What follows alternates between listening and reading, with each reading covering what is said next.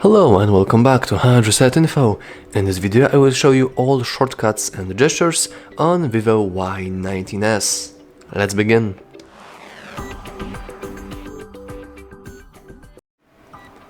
Let's start with actually showing where you can see all the shortcuts and gestures that this device has to offer.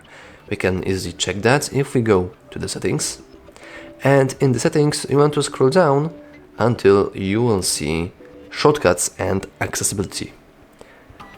And here you have a list of all accessibility features. Not all of them are specifically shortcuts, but most of them are.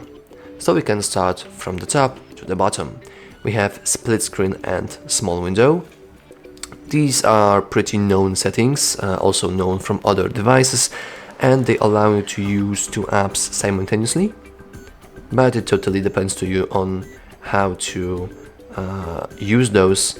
We can use a nice gesture, as you can see, a little 3 fingers to the app, but as you can see the settings do not support this, unfortunately. But if we go to, for example, Google Play Store and we try to do it here, we will see that we can open the split screen without any issues. And in order to leave the split screen, we can simply hit this exit split screen text. And the same thing is for the small window, but as I think you can't really open, there isn't like a gesture for opening smart window. You can open the smart window by going into your recent apps and then hitting this little arrow and then going to split screen or the small window.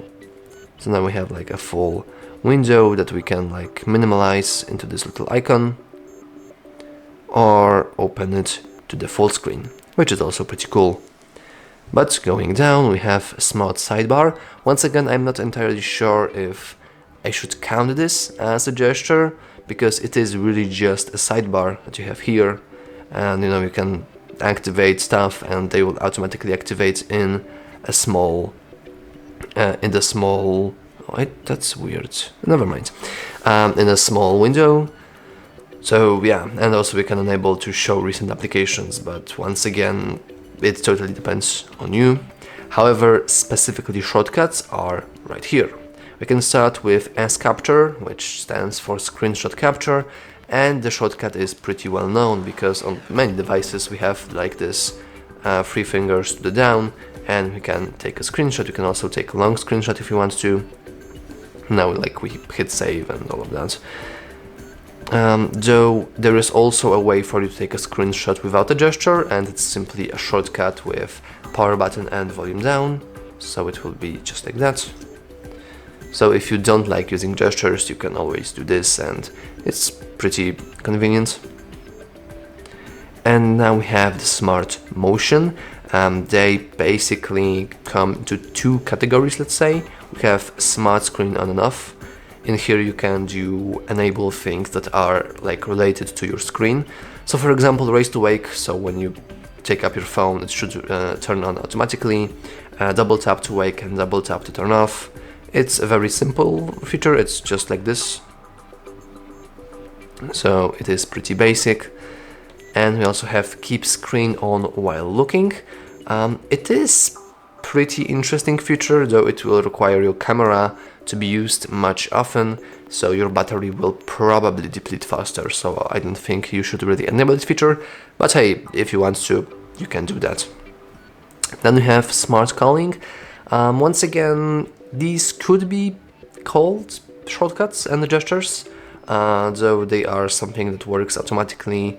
So like when someone is calling you, you simply take your phone, take it to the finger, and take it to your ear, and then it will answer the call automatically.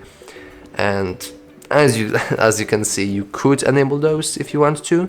I'm just saying that this is a showcasing video. Here you can see all the gestures. So if you care about the gestures and you're thinking about buying this device, here you have your list. But I do think that these shortcuts are pretty basic, like they can be found in most devices, though I do see shake to turn on the torch, which is pretty funny because this is, oh, let me just quickly test that. Let's check it. Let's check it far harder. Maybe it needs to be turned on. Okay, it needs to be turned on. So this is, oh my god. Oh, it's pretty hard to get rid of. That's funny. It's pretty funny because this is maybe not a direct copy. I don't think like Moto has they have rights to only this feature, but this is a direct reference, let's say, to Motorola's Chop Chop feature, which is exactly this, but you can enable your torch anyway, anytime, not only when you have screen enabled. So this is pretty interesting, but it is extremely convenient. I have used this in the past and it's really good. We also have quick action, so it's also a nice shortcut when your screen is off. And as you can see, by default it is the for turning on and off torch, which is once again very convenient. And it is pretty funny that you have two settings for applications, one which is like exclusive to Facebook for some reason, and the other for opening like application, and you can't really see Facebook here, so I'm not sure what were they cooking with that, but sure, though I will recommend you to leave the turn on or off torch, since once again it is incredibly convenient. Then we have press and hold power button. By default it is for launching Google Assistant. It's pretty funny because you can't really change this. Oh, never mind, you can. Okay. So you can change it back to enable the power and emergency menu, because in the past this was the default version, the default thing that would pop up once you hold down your finger on the power button. But by default now it's simply, you know, launch Google Assistant, which is unfortunate, but once again it is a shortcut and it can be changed. We also have Easy Touch, but I do think that this, I mean, technically it could be called a shortcut. These do have some things. As you can see now, we have this little thing that appeared.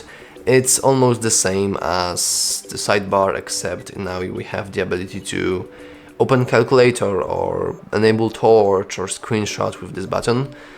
I'm not going to dive too deep into that, because then the video will be very long, and it's already 8 minutes long. But just so you know, you can enable this and you will have this nice floating icon that you can fully customize and use however you want. And lastly, we have one-handed mode. So it will bring the mini screen out by sliding inward from the edge of the screen and then sliding out of the screen. We can enable this feature and we can test it out. Well, let's go back to our Play Store.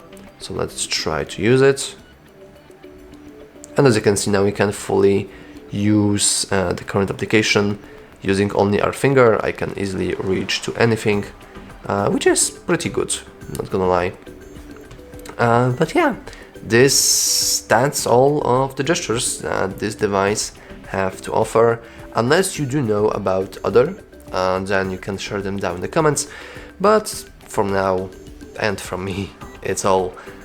If you found this video helpful, remember to like and subscribe. Thanks for watching.